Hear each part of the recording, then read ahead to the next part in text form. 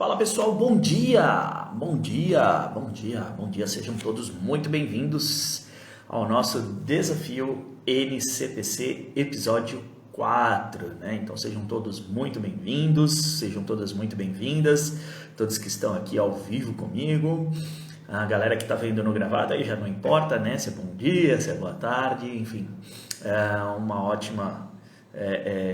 um ótimo dia a todos, né? Então, todos muito bem-vindos aí. Deixa eu abrir aqui meu código do processo civil. Bom, seguimos hoje no desafio NCPC, né?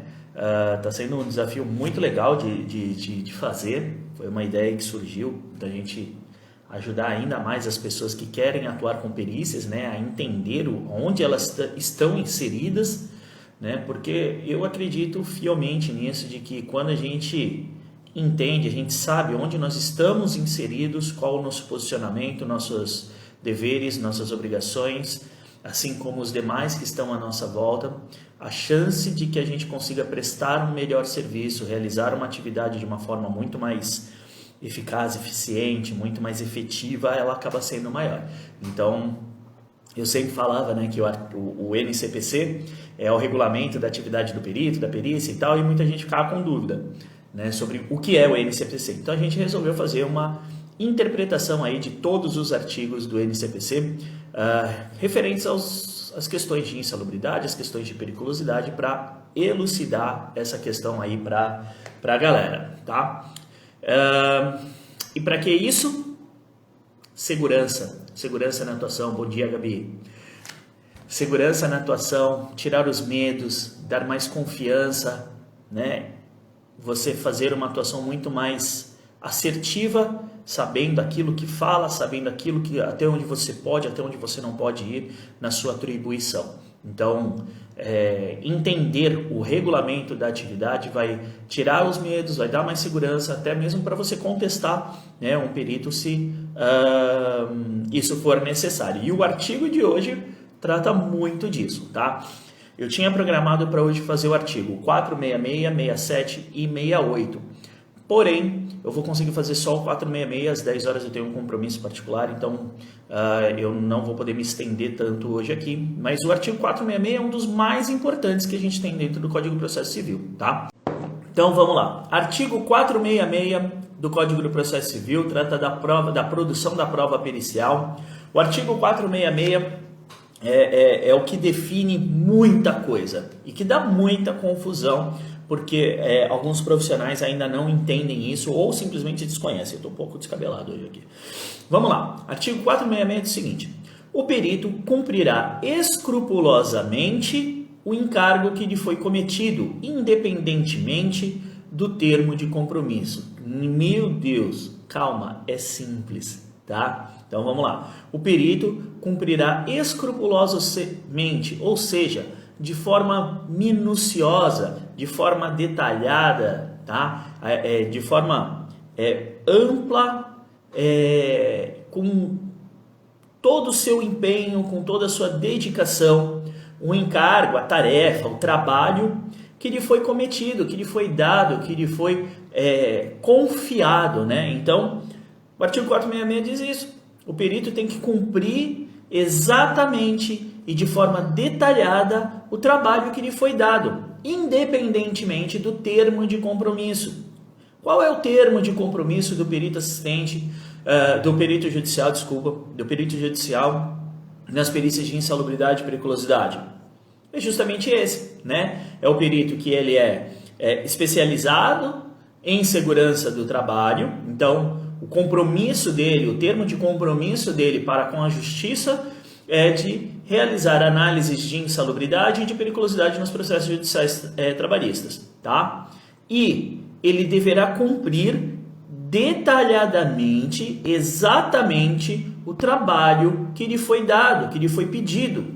Então, aqui tem uma questão muito interessante, né? Na ata de audiência, quando o perito é nomeado, quando é deferida a perícia pelo juiz, o juiz determina, né, o que é para ser avaliado na perícia. Se é para ser avaliado questões de insalubridade, questões de periculosidade ou os dois aspectos, tá? Então, o juiz define, não é o perito que define o que ele vai avaliar, o juiz define o que o perito vai avaliar.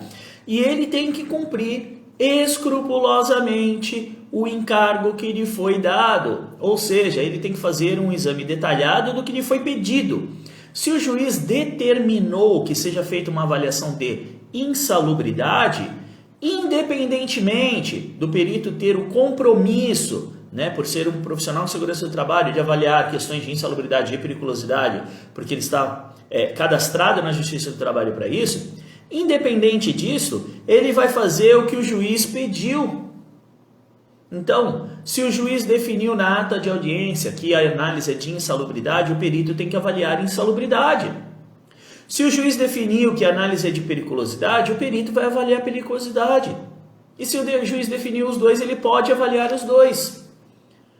O perito não pode fazer o que lhe bem entende. Ele tem que fazer o que lhe é solicitado, o encargo que lhe é dado. Então, eu já participei de perícias que o advogado do reclamante, por não sei qual motivo, fez o pedido de somente um aspecto, insalubridade. E o reclamante tinha uma exposição a uma questão de periculosidade. Não sei se o reclamante não passou isso para o advogado, se o advogado esqueceu, enfim. O pedido era somente de insalubridade, a determinação do juiz era somente para avaliar insalubridade. E aí no momento da perícia, o perito entendeu, né, que ele tinha uma exposição a agente periculoso nas suas atividades habituais e começou a avaliar questões de periculosidade. E eu já tinha lido a ata de audiência antes e me chamou a atenção aquilo, que o perito começou a questionar, né, as questões, as atividades que o reclamante fazia com aspectos referentes à periculosidade. Aí eu estava com o computador, abri o computador na hora ali da perícia, enquanto o reclamante fazia o depoimento dele, eu ia anotando e fui abrindo o computador e abrindo a ata, e o perito perguntando, e aí eu puxei a ata, somente insalubridade. Aí eu fiz o break. Eu falei, doutor, só que eu gostaria de fazer uma colocação. Pois não. Eu falei, a ata de audiência determina que seja feita a perícia para insalubridade. E eu estou vendo que o doutor está aqui colocando questões de periculosidade. Não, mas é que ele tinha uma exposição. E foi, mas doutor, o pedido e a determinação do juiz é para a perícia de insalubridade, não periculosidade. Ele ficou muito pé da vida comigo, ficou muito bravo comigo, porque eu estava interferindo no trabalho dele, eu estava inferindo ali a perícia, estava atrapalhando o andamento da perícia, né? Mas parou de fazer, porque ele sabia disso, que ele estava fazendo errado. E eu já tive outros casos assim de perícias onde o perito queria ver algo que não estava determinado. Tá? Então tem que ficar muito ligado na ata de audiência para entender o que lhe foi pedido para fazer ao perito. Se o juiz determinou somente insalubridade, é somente insalubridade. Qual aspecto de insalubridade? Não importa, todos. Mas no pedido só tem risco biológico. Não importa. O perito tem que fazer o encargo que lhe foi dado de forma detalhada. Então, se o juiz determinou a avaliação de periculosidade, de insalubridade, ele vai analisar do anexo 1 ao 14. Se o juiz determinou periculosidade, ele vai analisar do 1 até o anexo referente a radiações ionizantes, que não tem número, né? Um asterisco. Então, ele vai avaliar tudo, mas dentro do que lhe foi dado. Ele não pode exceder, né, o trabalho que lhe foi confiado. Ele tem que fazer exatamente aquilo que lhe foi confiado. Tá? Então, se vocês estiverem atuando num caso onde o pedido é somente de um aspecto, insalubridade ou periculosidade, e no momento da perícia vocês verificarem que o perito está querendo fazer análise de o aspecto que não está inserido no pedido, dá uma pausa na perícia, fala, doutor, eu gostaria de fazer uma colocação. E coloca para o perito que na ata de audiência o juiz determinou que seja feita análise apenas de insalubridade ou de periculosidade.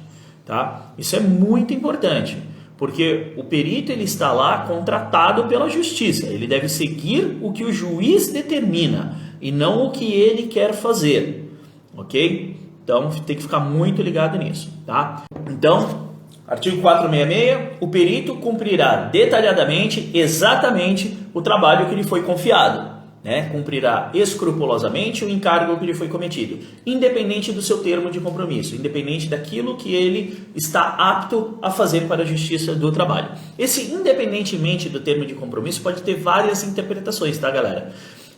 Termo de compromisso pode ser interpretado independentemente do término do seu, da sua atuação, do seu contrato, do prazo, né? Isso significa o quê? O perito vai lá fazer a perícia, mas independentemente dele ter acabado a perícia, depois ele tem que continuar prestando os esclarecimentos. Então pode ter várias interpretações, tá? Mas a que eu acho mais cabível para este artigo diz respeito ao trabalho que ele pode realizar, né? Análise de insalubridade, de periculosidade e aquilo que o artigo traz de recomendação para a realização da atividade, conversando com os advogados, e que fala, não, esse é o entendimento mais significativo realmente para esse artigo, tá? Parágrafo 1º, esse é o que dá mais confusão, gente. Parágrafo 1º do artigo 466. Os assistentes técnicos são de confiança da parte e não estão sujeitos a nenhum tipo de impedimento ou suspeição. Então, vou ler o texto todo, né, da forma como está escrito. Então, os assistentes técnicos são de confiança da parte e não estão sujeitos a impedimento ou suspeição. O que quer dizer impedimento? Impedimento quer dizer o quê? Proibição, coibição. O assistente técnico não pode ser coibido, não pode ser restrito, não pode ter nenhum tipo de objeção, de impedimento, de proibição, interdição, oposição, embargo, resistência, nada. Código do Processo Civil que determina, não sou eu que estou falando, é o Código do Processo. Então, o assistente técnico é o profissional de confiança na parte. O técnico em segurança do trabalho pode ser assistente técnico, não importa o que o perito acha. Não, mas tem que ser engenheiro. Não. Código do Processo Civil diz que não. Isso é o sinônimo de impedimento e suspeição.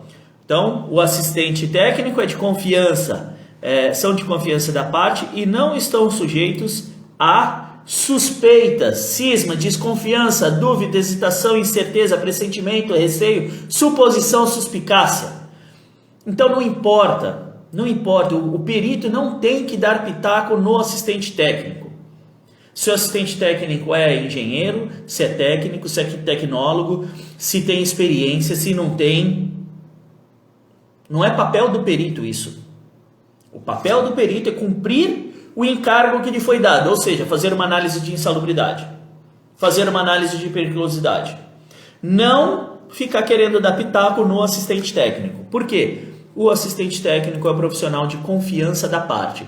Se a parte resolveu confiar aquele trabalho a um profissional técnico e não um profissional engenheiro, é um problema da parte isso. O que o perito tem que se meter nisso? Da mesma forma, se o assistente técnico vai emitir a RT, se não vai emitir, não tem nada a ver, não faz parte do trabalho do perito averiguar isso. Se o juiz determinar que seja emitida a RT, o juiz escreve isso. Quem pede é o juiz, não é o perito. O que o perito pode pedir para a realização do seu trabalho são as provas documentais, os documentos, né, as informações que estão em poder das partes. É isso que o perito pode pedir. Agora, perito querer exigir que assistente técnico seja engenheiro, seja isso, seja aquilo, imita isso, imita aquilo, não é papel dele. Ele está excedendo o seu trabalho e não está cumprindo detalhadamente, escrupulosamente, né, o trabalho que lhe foi dado. Ele está fazendo um trabalho que não foi dado a ele, não foi pedido a ele para investigar o assistente técnico, para dizer se o assistente técnico pode ou não atuar. Não, definitivamente não. Preciosismo dele, exatamente, o Diego, exatamente, né? E assim, já presenciei peritos coagindo assistentes técnicos, tá? E no Código do Processo está dizendo isso. Não está sujeito a nenhum tipo de suspeição, não está sujeito a nenhum tipo de coação. E o perito coagindo assistentes técnicos, fala, não, mas você é técnico, você não pode fazer perícia. Quem disse é válido ou não válido não é o perito, é o juiz. É o juiz que diz se é válido ou se não é válido. Quer definir isso tudo? Vai fazer direito, presta concurso para juiz e vai ser juiz, ao invés de ser perito. É uma coisa que me deixa muito pé da vida isso. Porque profissionais que querem fazer reserva de mercado atuam nesse sentido. Coagindo outros profissionais, querendo impedir outros profissionais de exercer sua atividade profissional. Isso não tem cabimento. Isso não tem o mínimo cabimento. Eu tive casos de aluno de perito assediar moralmente com mensagens pelo WhatsApp. O perito não pode fazer isso. Ele pode até ser responsabilizado civilmente por isso, por assédio moral em cima do outro profissional. Então tem que tomar cuidado. Lógico, ninguém quer chegar nessas vias de fato. A empresa ou o reclamante pode entrar com um pedido de suspeição do perito do caso, porque ele está assediando moralmente o outro profissional.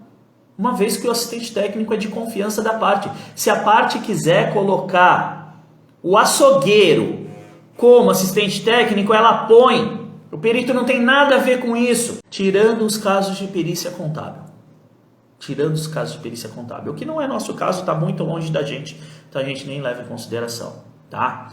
Então, se algum dia o perito chegar e quiser colocar, fala, doutor, desculpa, não faz parte da sua atribuição e ver esse tipo de coisa. Parágrafo 1º do artigo 466 do Código do Processo Civil. O senhor conhece o regulamento da atividade da produção da prova pericial? Se o senhor conhece, o senhor deveria saber que o assistente técnico da parte o assistente técnico é um profissional de confiança da parte. Não lhe diz respeito se eu sou engenheiro, se eu sou técnico, nada disso. Se o juiz entender que eu não devo participar do processo, que as minhas manifestações não serão válidas, o juiz comunica isso à parte. O seu trabalho é fazer a avaliação de insalubridade e periculosidade, apenas isso. Cada um dentro do seu papel. Cada um dentro do seu papel. Eu costumo comentar, eu falo muito com meus alunos. Uma vez eu arrumei uma confusão danada com um perito, porque eu já tinha feito outras perícias com ele, e aí eu fui fazer uma perícia e ele nunca tinha me perguntado isso. Mesmo porque na nomeação, né, pela empresa, saía que eu era engenheiro de segurança do trabalho. E saía meu CREA, tudo lá. E numa perícia, o assistente técnico do reclamante era um técnico de segurança. E o perito montou no rapaz. O rapaz novinho, o perito montou nele. Passou uns 2, 3 meses, eu fui fazer uma nova perícia no local com o mesmo perito. Aí ele virou para mim e perguntou, você é técnico? Ou você é engenheiro? Eu falei, sou técnico. Mas enchi a boca e falei, sou técnico. E eu sou o mesmo. Eu tenho formação técnica em segurança de processos industriais, né? Segurança na operação de processos industriais. Então eu não menti, né? Eu falei, eu sou técnico. Então você não pode participar da perícia aqui. Nunca tinha visto que você era técnico. Eu já fiz perícia com você outra vez. Eu falei, sim, já fizemos vários. Não, então você não pode participar. Eu falei, por que não? Quem é o senhor para dizer que eu posso participar ou não? Eu sou o perito do caso. Eu falei, grande coisa. Eu já estava muito pé da vida. As perícias dele eram horríveis. Ele não levava nada em consideração. Então eu já sabia que ele ia dar um laudo desfavorável para a empresa mesmo, porque a empresa fazia tudo certinho, não tinha uma vírgula fora do lugar. E ele caracterizava. E eu falei, grandes coisas que o senhor é perito. O seu trabalho é fazer análise de insalubridade e periculosidade, não ficar dizendo quem deve participar ou não da perícia. Você vai sair da perícia. Eu falei, quem vai me tirar? O advogado, já aqui, no telefone aqui já, né? Eu falei, o senhor não tem essa atribuição. Eu não fiz nada que motive a minha retirada da perícia. E aí, se o senhor quiser, a gente pode ligar para o advogado e conversar com o advogado. Se o senhor quiser ligar para o juiz, pode ligar para o juiz e conversar com ele. Mas ou a perícia acontece comigo ou não acontece. Porque se eu tiver que sair, vai sair todo mundo da empresa. E ele ficou louco da vida, louco. Não, mas quem é você? Como é que pode um técnico contestar um engenheiro? Você não tem competência para isso. Eu falei, competência? Não tem competência. Se o senhor quer falar de competência, o senhor faz uma caracterização esdrúxula de tudo que o senhor vê. Nem lê a norma o senhor lê. As caracterizações que o doutor faz não seguem o mínimo da norma. O senhor quer falar em competência? Faça o seu trabalho e para de arrumar confusão. E aí chegou o reclamante. O reclamante ainda não tinha chegado. Aí o reclamante chegou, eu falei, e aí doutor, vai ter a perícia ou não vai? Ele, não, vamos fazer a diligência então. Porque se ele não faz, ele não recebe também, né? O resultado foi desfavorável, como todos os outros que já eram, normal, né? Contestei o laudo dele, mas isso tudo foi presenciado por outras pessoas. Isso tudo foi presenciado por outras pessoas. E eu não fiz de propósito, para que outras pessoas presenciassem. Eu tomei essa atitude para realmente confrontá-lo.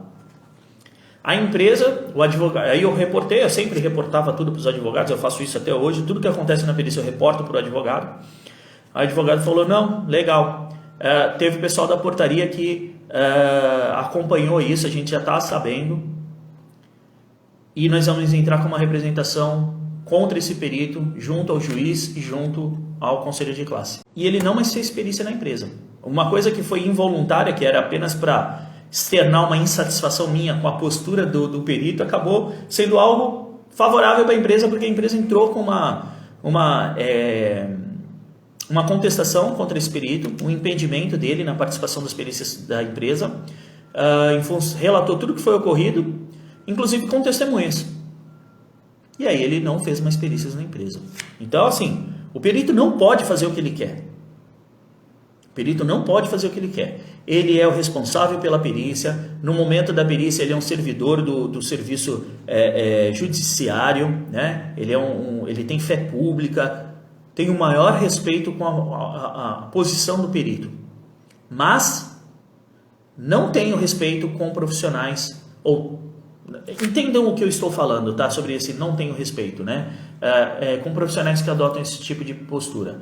Não são profissionais que merecem ser levados em consideração, tá? Então, o perito não está na perícia para fazer o que ele quer. Ele está na perícia para cumprir um trabalho que lhe foi confiado. E dar pitaco no assistente técnico não é trabalho dele, ok? Parágrafo 2º. O perito deve assegurar aos assistentes das partes o acesso e o acompanhamento das diligências e dos exames que realizar com prévia comunicação comprovada nos autos com antecedência mínima de 5 dias. Então, o perito deve assegurar ao assistente das partes o acesso e o acompanhamento da diligência e do exame que ele for realizar. Então não tem isso de perito falar, não, eu estava passando aqui, aproveitei para fazer a perícia, aproveitei para ver. Negativo. O perito ele tem que comunicar às partes, com no mínimo 5 dias de antecedência, qualquer exame ou diligência ou verificação in loco que ele for realizar. Tá? Se o perito não fizer isto, aquele trabalho não é válido. Não é válido. Já teve aluno meu que perito aconteceu isso. Era um local público, né? E o perito falou, não, eu estava passando, já parei e já vi lá ali o local. Negativo. O advogado tem que contestar com base no artigo 466 e o assistente técnico, se for solicitado apoio dele, né, pelo advogado, né, colocar que não teve acesso aos exames, à vistoria realizada, porque o perito não comunicou antecipadamente, né? Eu fazia, até ontem, na live ontem, eu comentei sobre isso, né? Eu fazia perícias coletivas e foram vários casos, né? Um seguido do outro, e a gente fazia as perícias durante 2, 3 dias na semana. E teve uma vez que o perito marcou várias avaliações para apenas 2 dias. E aí eu fiz toda a reserva de hotel, passagem e tal. E eu já tinha falado para o pessoal da empresa. Falei, olha, é muita coisa que ele quer ver em 2 dias. Ou ele vai fazer totalmente nas coxas, ou não vai dar tempo. Falei, bom, vamos ver como é que vai ser. Desenrolou a perícia, o perito fez a avaliação corretamente, tudo certinho e tal, né? Mas, dito e feito, não deu tempo. Aí, então a gente começou na terça, era terça e quarta agendado para perícia, né? Aí ele falou, não, amanhã a gente continua. Eu falei, negativo, doutor, eu tô voltando para São Paulo amanhã de manhã. Não, mas fica aí. para a gente fazer. Eu falei, não, doutor, mas o fica aí é reserva de hotel, de passagem, não é assim, né? Eu não tenho, não chego lá no hotel e falo, dá mais uma reserva para mim. A reserva é feita através de um sistema, demanda aprovação de outras pessoas, não tem como ser feita desta forma. Fala, não, então eu vou fazer e depois você vê aí com o pessoal da empresa como é que vai, como é que foi. Eu falei, negativo, doutor. Negativo. Eu sou assistente técnico, é confiado a mim a responsabilidade de acompanhar a perícia. Vamos agendar para a semana que vem. Tá tudo bem, semana que vem a gente marca o dia, eu venho novamente para cá e a gente faz a perícia. Mas eu vou ter que mudar toda a minha agenda, que não sei o que. Eu falei, doutor, desculpa, mas quem avaliou que era apenas 2 dias para fazer a perícia foi o doutor, não fui eu. Então, né, a empresa não pode ser prejudicada, isso vai gerar custos extras, porque as passagens têm que ser compradas com antecedência, tudo isso. Então, a empresa não pode ser prejudicada em função disso, né? Então, infelizmente, não há como a gente proceder dessa forma. E aí o perito, mas não tem, liga aí, vê aí com o pessoal e tal, não sei o que e tal. E não teve, ficou para outra semana mesmo. Então, tem que comunicar com o mínimo de 5 dias. E eu já vi casos, né, de perícias que o perito chega na empresa para fazer a perícia. E ninguém está sabendo de nada. Porque o perito simplesmente não comunicou com antecedência. Ia fazer uma outra... Teve um caso que eu presenciei, que o perito estava, né, era uma grande empresa petrolífera, havia um processo de um cliente meu ali, e eu estava ali acompanhando uma outra perícia, e o perito estava numa outra empresa lá dentro fazendo a perícia. Acabou, ele veio nessa que era minha cliente. Fala, tudo bem e tal, não sei o quê. Então, a gente tem uma perícia para fazer semana que vem, que eu vou agendar, mas eu já estou aqui dentro, então eu vou adiantar, já vou dar uma olhada aí em tudo. E eu tava lá, né? Aí o pessoal falou, pera só um minuto. Aí entraram em contato comigo e falaram, Wagner, você tá sabendo de uma perícia assim? Eu falei, olha, não tenho nada na minha agenda nesse sentido, né? Não me foi passado nada nesse sentido. Pede pro perito aguardar uns 5, 10 minutos que eu vou até aí para conversar com ele e entender o que é o caso, né? De repente só não foi passado para mim, é um problema de comunicação interna, né? Vamos entender o caso. Aí eu fui, conversei com o perito, aí ele me explicou e falou, não, eu ia marcar para sexta-feira da próxima semana, mas como eu já estava aqui dentro, para não ter que vir aqui de novo, eu já vou dar uma olhada. Eu falei, não, doutor, desculpa, não pode ser assim. Ele, não, mas você já está aí, você já acompanha. Eu falei, doutor, mas não pode. Não pode. Primeiro que a documentação referente ao caso não está aqui disponível. Segundo que, se o doutor fizer isso, o advogado do reclamante vai questionar, vai impugnar e a gente vai ter que fazer de novo. Então, não adianta. Marca o que o senhor iria marcar e aí sexta-feira que vem a gente vem aqui novamente. Mas vai ser um contratempo para mim, que não sei o quê. Eu falei, doutor, desculpa, mas... né? É um problema seu isso. É um problema seu. Não é um problema das partes isso. Não é um problema do reclamante, não é um problema da reclamada isso. Então, precisa ficar muito ligado nesse tipo de situação. Existem regras a ser seguidas para a produção da prova pericial. Então, o artigo 466 trata que o perito tem regra para fazer a perícia. Primeiro, que ele tem que fazer o trabalho que lhe foi pedido, de forma minuciosa, e não fazer o que ele acha que deve ser feito. Segundo, que o assistente técnico é de confiança da parte, não diz respeito ao perito. Ele não está sujeito a nenhum tipo, nada, zero, qualquer tipo de proibição, qualquer tipo de objeção, de coação, de restrição, de resistência, qualquer tipo de dúvida, de suspeita, nada, zero. Não é papel do perito ver isto. Tá? E terceiro, que o perito deve comunicar às partes que ele vai fazer a diligência, que ele vai fazer os exames e o assistente técnico devem ter assegurado o direito. É legal que o termo usado no Código de Processo Civil é assegurar. O perito deve assegurar ao assistente técnico o acesso e o acompanhamento da diligência e os exames, né?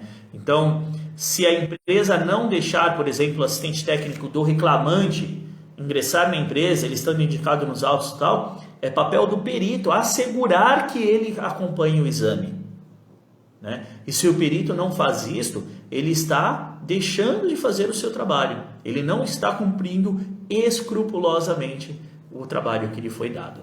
Tá bom, galera? Então, isso é o que determina o artigo 466 do Código do Processo Civil.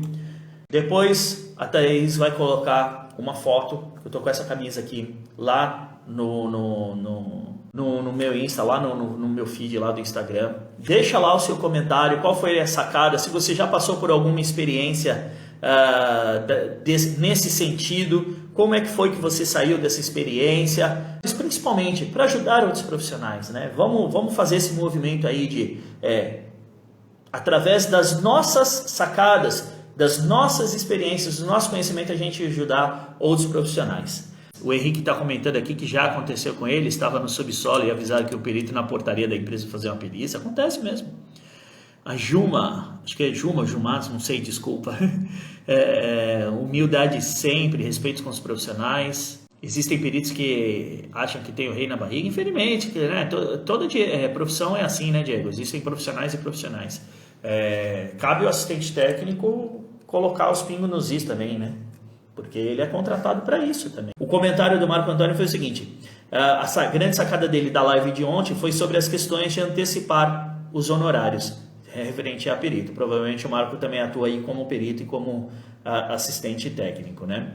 Então, hoje nós não temos live à noite, a gente vai ter mentoria coletiva, né? Hoje eu tenho mentoria coletiva com os meus alunos. A Thaís deve dar aí uma palha aí para vocês, deve colocar alguma coisa para vocês, tá? Mas hoje tem mentoria coletiva com os meus alunos do Expert em Perícia. A gente vai falar aí sobre algumas atualizações, né, da forma de produzir o parecer técnico, algumas coisas novas aí que eu venho testando e bolando, e sobre a teleperícias e sobre a parceria que a gente firmou essa semana aí para que os nossos alunos possam participar como ouvintes de perícias aí com uma grande logística nacional. Então, a gente tem bastante coisa para conversar à noite, tá bom? Mas amanhã, às 9 horas da manhã, estamos aqui novamente, desafio NCPC. A gente vai pegar, amanhã vai ser artigo 467, 68 e 69, tá? 467, 68 e 69. Amanhã vão ser 3 artigos. Feito, pessoal. Beijo no coração de todos. Fiquem com Deus. Uma ótima quinta-feira para todo mundo. E deixa lá seu comentário no post que vai ter daqui a pouquinho, tá bom? Valeu, beijão grande. Um abraço.